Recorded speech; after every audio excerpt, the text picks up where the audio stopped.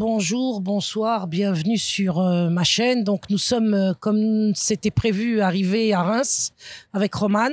Nous sommes là maintenant devant l'hôpital Sébastopol où est détenu véritablement Vincent Lambert. Quand je dis détenu, c'est pas un mot en l'air que je lance, c'est une véritable incarcération dont il est la victime depuis maintenant longtemps. Nous attendons les parents, du monde commence à arriver. La presse est là, on a reconnu un certain nombre de médias mainstream, des militants qu'on a pu croiser au moment de la JRE, de la Manif pour tous.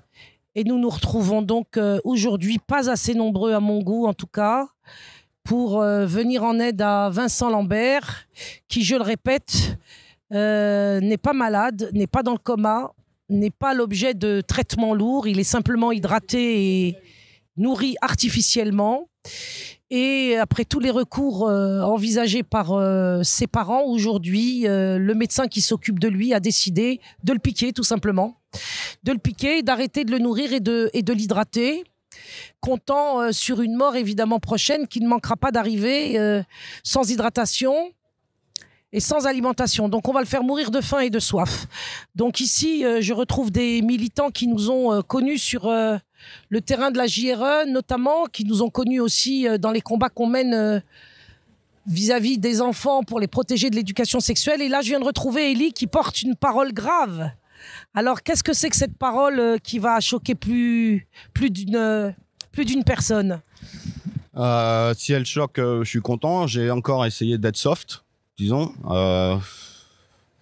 qu'il y a des gens qui sont croyants et qui disent aimez votre prochain, tout ça, mais la situation est trop grave en ces temps de la fin, puisque si je me réfère au texte saint, on vit les temps de la fin. Le diable, sachant qu'il ne lui reste que peu de temps, met le turbo là, et puis là on va passer à un cap. Si on tue les gens un peu malades, un peu souffrants, handicapés. Bref, ce que je veux dire, c'est j'ai répondu aussi à l'appel de Farida, puisque je savais qu'elle était là, je me suis dit je vais pouvoir la saluer. Frères et sœurs, devant l'Éternel, c'est l'heure de se réveiller, les gars. Vous soyez français, origine étrangère, les banlieues, vous êtes croyants, réveillez-vous. Faites quelque chose. Il faut ouvrir la bouche et Dieu la remplira. Prêchez. Là, sachez que un jour, ça pourra être votre gamin. Et si vous ne faites pas quelque chose tout de suite, vous en mordrez les doigts. Il n'y aura plus personne derrière pour venir vous soutenir. Vous voyez ce qu'ils ont fait au petit Alfie en Angleterre il y a 1 an. Petit gamin malade, ils l'ont sacrifié. Sacrifié à qui? Vous le savez. À leur Dieu, Lucifer, la lumière, leur lumière. Mais ces gens-là, selon les prophéties toujours, ils iront se cacher en ces temps de la fin dans leur caverne, dans leur bunker. Et là, vous défaillirez parce que Dieu vous trouvera et il vous fera rendre des comptes. Vous rendrez des comptes. Voilà. Oui, c'est tout à fait en accord avec ce que nous pensons dans le cadre du mouvement JRE. Il faut quand même se rendre compte aujourd'hui qu'on va mettre à mort un handicapé. Voilà, on est arrivé aujourd'hui dans la République française à prendre ce genre de décision. Et en fait, on a aboli la peine de mort. Monsieur Badinter l'a fait dans les années 80. On l'a aboli, ce qui a permis comme ça de laisser impunis un certain nombre de criminels, comme les pédocriminels par exemple. Et là, on en met une forme particulièrement sophistiquée, puisque la peine de mort maintenant est arrivée dans les hôpitaux. Et tandis que... Permettez-moi. Donc, comme dirait mon père, on a aboli la peine de mort des pédocriminels, des assassins. Pour l'appliquer aux handicapés maintenant. Pour l'appliquer aux handicapés et aux bébés dans le ventre de leur mère. Voilà, ça c'est autorisé à tuer. Les autres, ils peuvent vivre. Voilà, enfin ils peuvent vivre. On est tout à fait persuadé que de toute façon, si effectivement Vincent Lambert est euthanasié, alors même que l'euthanasie est interdite en France, eh bien nous allons aller vers la légalisation de l'euthanasie, exactement comme nous allons à grands pas vers la légalisation de la pédophilie. Donc aujourd'hui, comme vient de le dire Élie, il serait temps de se réveiller, parce que si nous continuons à fermer les yeux sur des réalités qui sont particulièrement destructrices, nous allons parvenir à une situation qui sera absolument invivable. Et pas seulement invivable pour les militants, Elle sera invivable pour l'ensemble de la population. On a vu avec les Gilets jaunes dans quelle misère le pouvoir actuel est en train de les plonger, duquel ils étaient sortis dans l'espoir de voir satisfaire leurs revendications. Et évidemment, ce n'est pas du tout le cas. Si aujourd'hui Vincent Lambert est achevé, est euthanasié et mis à mort, sachez que c'est la porte ouverte vers une généralisation de ce type de traitement ou de fin de traitement qui consiste en vérité à achever les plus faibles de la société, c'est-à-dire des enfants, des vieux, des autistes, des malades à un stade ou à un autre considérés par le pouvoir comme terminal. Si nous ne sommes pas capables aujourd'hui de comprendre et d'avoir le discernement qui nous permettrait d'en finir avec ces politiques mortifères qui touchent en particulier les enfants, mais comme on le voit aussi aujourd'hui maintenant, toute la population au travers des Gilets jaunes par la misère, au travers de Vincent Lambert par le fait que nous allons assister à sa mise à mort en direct ici, sans avoir la puissance d'intervenir alors que ses propres parents, celle qui l'a mis au monde, ne le souhaitent pas et est prête à le récupérer et on ne veut pas lui rendre son fils. Il faut bien comprendre qu'aujourd'hui, Vincent Lambert est incarcéré à l'hôpital Sébastopol de Reims et qu'il est impossible de l'en faire sortir. Dans des circonstances vraiment sadiques, puisque, bon, ils auraient pu dire, on va comme les personnes en fin de vie, vous savez, on va les endormir gentiment. Mais là, c'est vraiment laisser mourir de faim et de soif. Vraiment, c'est criminel. Ils doivent avoir un plaisir sadique dans ça. C'est pas ce qu'on a dit, hein.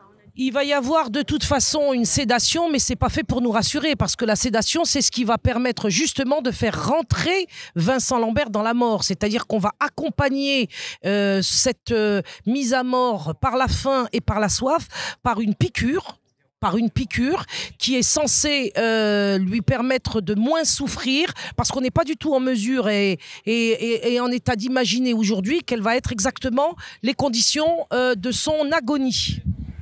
Je sais pas, et ça doit s'inscrire dans un plan que nous, petites gens, ne comprenons pas, mais que eux doivent comprendre, à mon avis.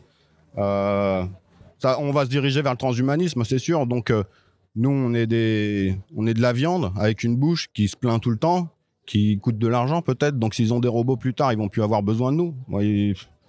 Voilà, je sais pas quoi dire. Bon, je dirais que les deux guerres mondiales ont peut-être résolu un certain problème de ce point de vue-là, mais bon, là, je vais trop loin, les gens ils pourront pas comprendre. On va effectivement se rendre compte que nous avons affaire effectivement à une ouverture vers le transhumanisme. Ça, c'est clair aussi.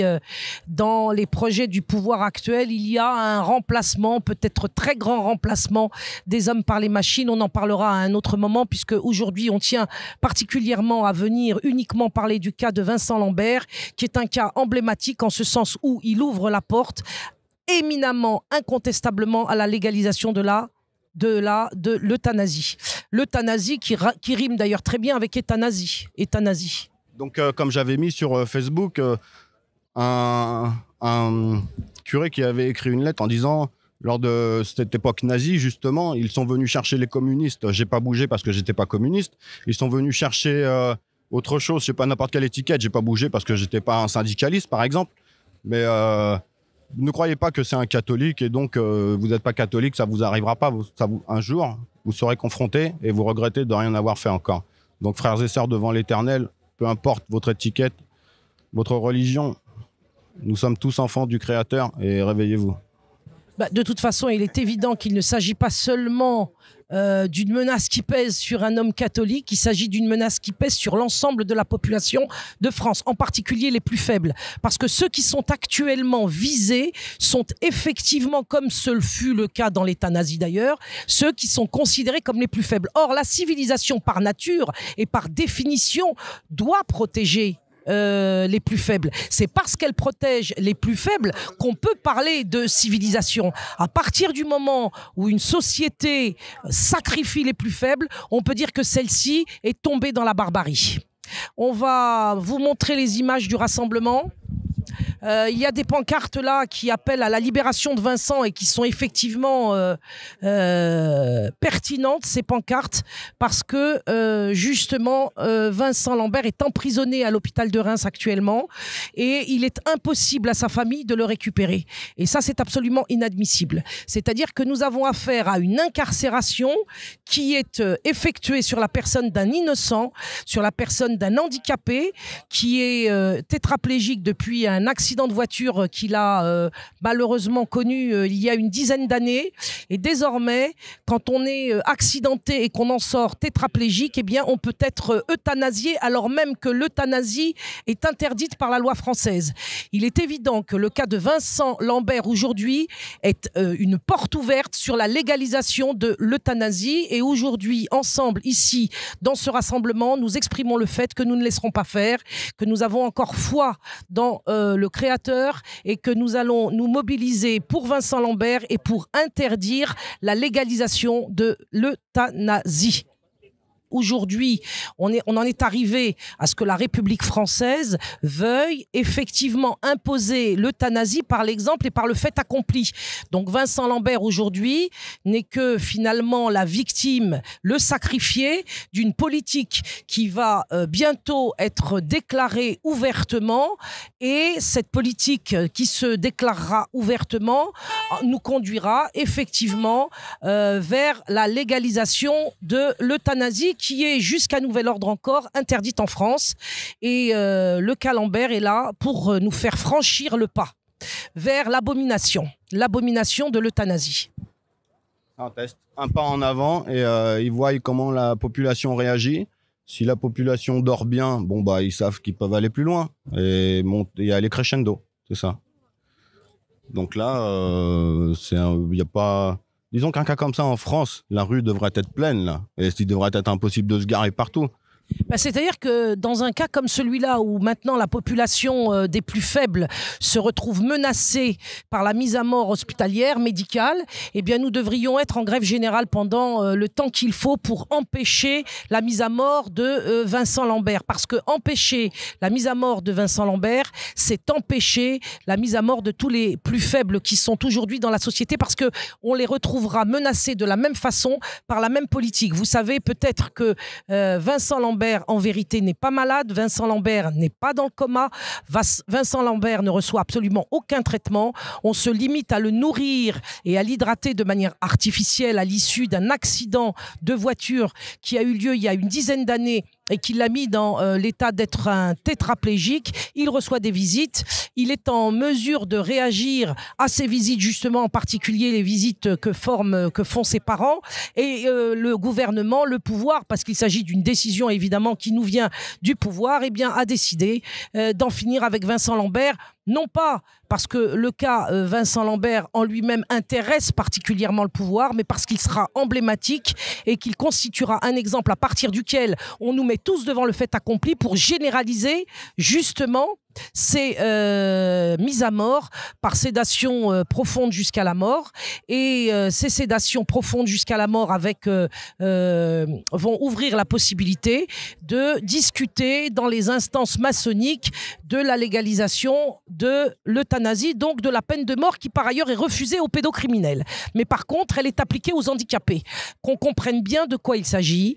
Il s'agit de ce que aujourd'hui des criminels, des réseaux pédocriminels par exemple, sont parfaitement tranquilles et vivent dans l'impunité la plus totale, tandis qu'un handicapé comme Vincent Lambert, qui n'a absolument commis aucun crime et aucun délit, qui n'a eu que le malheur un jour d'être victime d'un accident de voiture, se retrouve condamné à mort par les institutions. Le médecin n'étant finalement lui-même qu'une marionnette de plus dans ce jeu de dupes où l'on nous fait croire que Vincent Lambert serait dans un état qui mériterait la mort. On est en train de passer de l'idée de la mort naturelle qui nous a permis de passer d'une génération à l'autre en paix, si je peux le dire, à la mort qui est provoquée, qui est artificielle et qui est décrétée par des êtres humains, quand celle-ci en fait est de toute éternité décidée normalement par le Créateur des cieux et de la terre. Donc je ne suis pas musulman, hein, mais je sais que vous jeûnez en ce moment. On sait tous que la prière a un poids plus particulier là, en période de jeûne. Donc, priez pour Vincent, s'il vous plaît. Merci. Voilà, donc aujourd'hui c'est dimanche. Comme vous le voyez, le monde commence à se rassembler. C'est dimanche.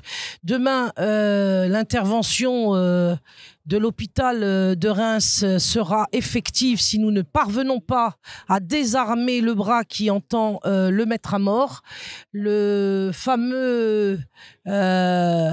la fameuse piqûre de sédation profonde jusqu'à la mort doit être effectuée demain, à partir de quoi la situation de Vincent va commencer à se détériorer d'une manière extrêmement gravissime, puisqu'ils vont le conduire à mourir de faim et de soif dans cet hôpital de Reims, vous voyez, qui ressemble d'ailleurs, a été construit par un architecte conforme à la politique maçonnique, puisque l'immeuble ressemble évidemment à un cercueil, ce qui donne pas du tout envie de venir se faire soigner ici, d'autant plus que, je le répète, Vincent Lambert est véritablement incarcéré dans cet hôpital. Il est enfermé à clé dans sa chambre et les heures de visite sont de plus en plus restreintes. Aujourd'hui, l'hôpital a été véritablement bunkérisé, nous ne pouvons pas entrer dedans. Nous attendons son père et sa mère et nous espérons que Dieu leur donne la force et la foi de supporter cette épreuve épouvantable et que d'ici ce soir ou demain, si Dieu veut, nous puissions obtenir justement que Vincent Lambert ne soit pas sacrifié. Donc aux musulmans qui jeûnent aujourd'hui, qui ne connaissent même pas la situation, sachez que vous êtes visés de la même façon, vous, vos enfants. Les catholiques, c'est pareil. Ne soyez pas des libéraux, ne soyez pas des matérialistes, ne soyez pas des indifférents. Le sort de Vincent Lambert est emblématique de ce qui nous attend. Comprenez que la situation aujourd'hui est une situation paroxystique qui deviendra banal dans les mois et les années qui viennent. Aujourd'hui, nous sommes choqués par la mise à mort de Vincent dans un hôpital. Demain, il y en aura tellement des Vincent Lambert qu'on ne verra même plus que ces cas-là existent et qu'on les considérera comme normales. Les vieux vont être visés. Imaginez une société où on ne voit plus de vieux dans la rue, par exemple, parce qu'ils auront tous été euthanasiés à un moment ou à un autre, comme Monsieur Attali le souhaite, puisque nous savons que celui-ci, qui pourtant a 76 ans, voudrait euthanasier les retraités à partir de l'âge de 60-65 ans. Aujourd'hui, la mobilisation est vraiment indispensable. Je suis assez heureuse de voir que les gens arrivent de plus en plus. Je regrette que des musulmans ne soient pas plus nombreux. Ils n'ont pas été informés par les imams de la République comme d'habitude. C'est-à-dire que les imams de la République, qui leur parlent de choses tout à fait dérisoires, ne les ont une fois de plus pas informés dans les mosquées en plein Ramadan que aujourd'hui le gouvernement, le pouvoir tente, à travers le cas de Vincent Lambert, tente la légalisation de l'euthanasie, qui est, je le rappelle quand même aux musulmans, une procédure absolument illégale en islam, totalement interdite, exactement comme elle l'est dans le christianisme et normalement dans le judaïsme.